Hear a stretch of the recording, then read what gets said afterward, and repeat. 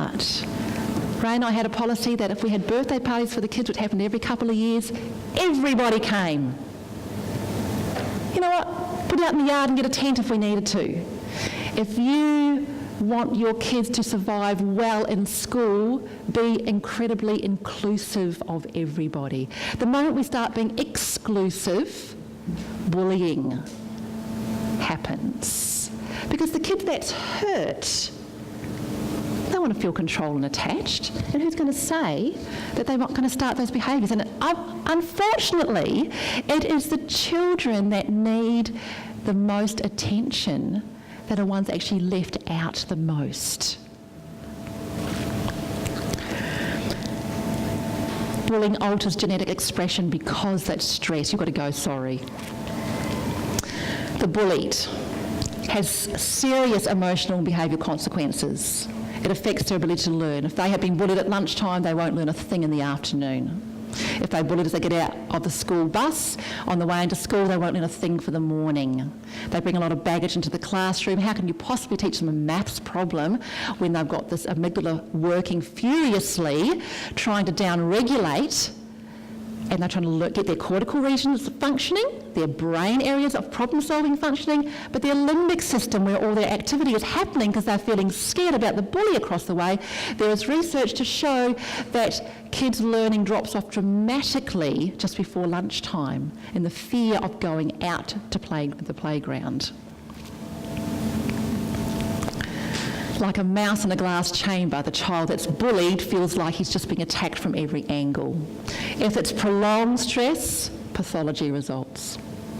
The child most in need of acceptance is the one most likely to be bullied. So as parents and carers of a community, what do we do about those little kids that are never invited to birthday parties, that are not accepted, that are left by themselves in Sabbath school class? They're the ones that are most likely to be bullied, but they're the ones that need love the most. How to help? If you've got a child that's being bullied at school, listen to your child. You've just got to listen. You cannot solve it. The more you react, if you knee-jerk react, you're actually going to make the problem worse. And if you say, I'm going to go and ring that person, they are going to fly into a state of panic, because that will actually intensify the bullying the next day. You must be calm before you react to anything. Victims who go home to neglect, they increase the intensity of the bullying. So if a child goes home to love and care and relationships, then they will handle the bullying a whole lot better. But you must notify the school, but when you're calm. Schools do a lot these days to prevent bullying, but they're so on the ball about it. Tutor the child in social skills training. Don't become part of the problem, be the solution. Avoid put-downs of the bully. We'd like to call the bully all sorts of names, but avoid it. Let them see them as valued people also that have needs that aren't being met. Explain to them what's happening. Coach your child on how to react, because you can't stop what people say to you, but you can stop how you will react to it. Pets. If your child is bullied at school, and I know having pets is actually all about the parent, because the parent doesn't want to have the pet. But having a pet, particularly a dog or a cat, something they can love and hug and stroke and caress, immediately oxytocin is released and down-regulates their stress. And so even if you don't like pets as parents, if you think that is an option for your children to help them be stress-free, it's a really good, worthwhile thing to invest in, even if it does mean they poo on the carpet once in a blue moon while they're training. It's not the ideal, but think about what the benefits would be to your children. Pets are amazing. Frog, fully rely on God. You know what, guys? There's something about being a Christian that says, I don't have to solve these problems by myself. Get your kid to pray about it. Show them the stories in the Bible where people were bullied. The story of Elijah and all the bully of the Assyrian army surrounding him, but when his eyes were opened, God's army was there even more. David was bullied. Joseph was bullied. This is is a perfect opportunity for growing spiritual development in your children when they feel they're having a hard time in school. Fully rely on God and have prayer with them before they get out of that car in the morning. It might not take the bully away, because it either changes the circumstance or it changes our reaction to the circumstance. Lying. They need to feel controlled. They need to feel attached. They do it to get out of trouble. They will lie about anything, and you see it starts around 3 years old. Can't show you that, it's very cute. You need to hold kids responsible for lying, but avoid blaming and shaming. Keep the lie in its perspective. They are not a bad person because they lied. The lie was bad. They don't understand that lying hurts people. But if I drove home tonight and I was doing 65, 70 and a 60k, and the officer pulled me over and said, "What speed do you think you're doing, madam?" "Oh, 65. My child's in the back seat hearing that, but our idea of speed is so that we don't bang into someone and hurt them. Children don't understand that lies can hurt. They are not the bad person, but the consequences of their lies can cause some problems. But you cannot make someone tell the truth. Ever. Ever. Not even on the pain of torture. So what to do? Ignore the lie, but don't ignore the child. It's a method for survival. Now, I'm not saying ignore it forever. Keep reading, because I know some of you are freaking out, saying, "What? They lie all the time." Move closer to them. They need attachment. They've lied to you because they might see you as a threat, or they might see the situation as threatening, so they are actually in a heightened state of fear. Their amygdala is fired up. They will lie to get out of it because I need to protect myself. So move close and say, "It's okay. Everything will be all right." Walk away. If you say, "Did you take that cookie out of the jar?" "No." "You did take it out. I'm sure you took it out." It's not going to make any difference. They will say, "No, no, no, no, no." So walk away. All right? Return later when everything is calm and share how you feel.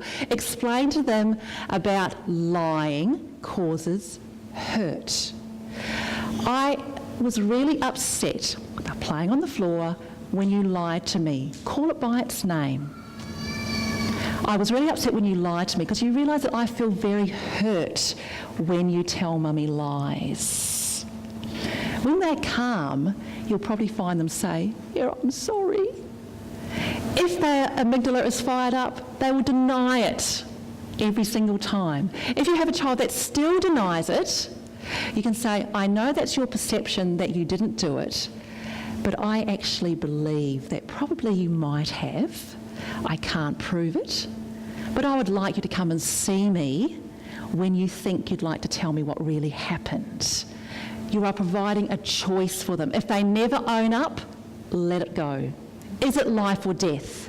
But then you need to have a family discussion about what lies do and how lies hurt people, and how if they get into a habit of lying, they could become chronic liars that use that to get out of situations they don't have to face up to. Find out why and talk about why they might tell lies. We had our second son would lie at school about places he had been to, because where his friends had been to was quite exotic and we didn't have the money to go to exotic places. So he would tell his friends he'd been to all sorts of places even though he hadn't. So his mum, Jill, came and saw me and said, "Your son is telling us you've been to here and here and here. I don't think you have. You should tell him off for lying." I didn't make a deal of it. What's the point? Pick your fights. But I discovered when we had a discussion sometime later that he was lying because he felt worthless. So then I explained to him that, well, we might not go to there, but you know what, we do this and this and this, and you go to Dad every Sunday and work plumbing with him, and this child's father is a doctor of who he never sees. So when the perspective is put there, because our perceptions, our perspectives can be changed by discussion, then he accepted he didn't need to lie like that anymore. But you've got to have that open communication. Use discipline to teach, not to punish. We won't do that school battles, but if your child is unmotivated, underachieving, always in trouble, maybe they're manipulative. Who is manipulating who? Either they're manipulating you or you're manipulating them. And it's very much better if you're manipulating them. But let them believe they're manipulating you by giving them choices. Step back, step in and step out. If you want to write that down, it might be something you want to remember. Okay, step back. They come home, they're not motivated, don't want to do my homework, the stupid teacher, I don't like this. Just step back. The moment you become reactive, you're actually feeding into them, okay? So don't become reactive with them. Step in. Step in means that you're actually going to let them know that there are consequences for not doing what they need to have done. But why should you feel stressed by them not doing their homework? You've had your education. You've had your punishments. Why do you stress over your child not being motivated? Once again, it's because as parents, we are embarrassed that our kids might not be the top of the class or the best at this or whatever else, and it becomes our problem more so than the child's. So step back and go, okay, if you try and force them, they're not going to do it. So you need to then guide them towards the behaviours. So when they've calmed down, say, okay, I can see that you've made a choice not to do that homework tonight. That's all right. But unfortunately, you will have those consequences tomorrow. It is very easy for parents, because they want their child to be the very best in the class or have the very best looking project, to put all their effort into making sure their child's project looks amazing. So we find parent projects, not children projects. But what are you teaching your kids? As a teacher hat on now, I would rather get a project that was uneven writing, pictures slightly skewed, not cut out properly, but to know that that little darling that sat in my class did every ounce of that himself, with his mother just saying, yeah, good idea. What else could you do there? How else would you like to include that? How would you like to paste that in? The moment we start doing things for our children, we are not teaching them the value, and we're always going to stick up. If something goes wrong, mum will step in. Have a big project, mum will do it for me. Oh my goodness, when they go to work, mum's going to be there holding my hand as well? I don't think so. So you need to allow your child to fail. You need to allow your child to fail, and you know what? It's probably going to hurt you as much as it hurts the child, but unless you do that, you're not really training them. And then when you step out, that means move back. Once you're given the guidance, you step back. You can say, if they're defying you, look, I'm so sad that you feel that way. It hurts me to think that that's the way you feel about me, but that's your choice, but the boundaries still remain. Yes, I'm sad that you had to come home at 10 o'clock at night. Yes, I know your friends were still playing or out driving, whatever, but that is our rule for our house. So unfortunately, yes, you may not like it, but that's the way it goes. All right, almost at the end. Sorry, guys. This is that brain-derived neurotrophic factor, BDNF, a most essential fuel. Read that very quickly, so I'm going to turn over to the next slide. This is how you produce good BDNF, which is essential for down-regulating your amygdala, because it actually counteracts the cortisol that's produced. A nurturing environment, sleep, hugely important. Exercise. So if they come home to a bad day, don't say go and play computer games for half an hour. Let's go out and play. Let's go out for a walk. Let's go out for a ride. Omega-3 fatty acids, vital. Number 4 point. Your breast milk is high in those, but sometimes because it's the things that kids don't like, we take them out of the diet, but that is a number one thing of helping your kids to produce this BDNF. Avoid sugars. Sugars are not good. They actually stop the production, spikes the levels, but they inhibit the production of BDNF. And your fats, caffeine and alcohol do the same thing. Can I turn it over? You're done? Christianity. Okay, being a Christian, you cannot make your child be a Christian. But before they go to church, get them to behave, you need to have a time where it's a little bit quiet. Have you taught your child to be still?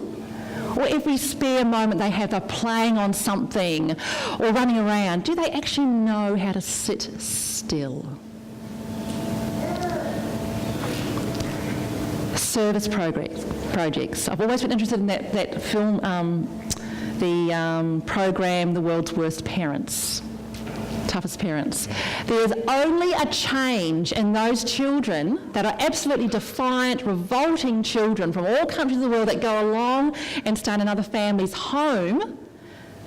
There is only a change, and I have watched this program for years now, and I've made a note, and I guarantee I'm pretty much 100% accurate. There is only a change in those children when those children are taken out on service projects, where they start to look at somebody else rather than themselves. It makes Christianity relevant, though this is not a Christian program, but it actually encourages that release of cortisol as well. There's a dopamine release, they feel good about themselves, the serotonin release. If you do something as a family, we might not have gone to Disneyland, but one thing I really admire Ray for is that every couple of years, even though we were strapped for money, we made an effort to go on a service project with our kids.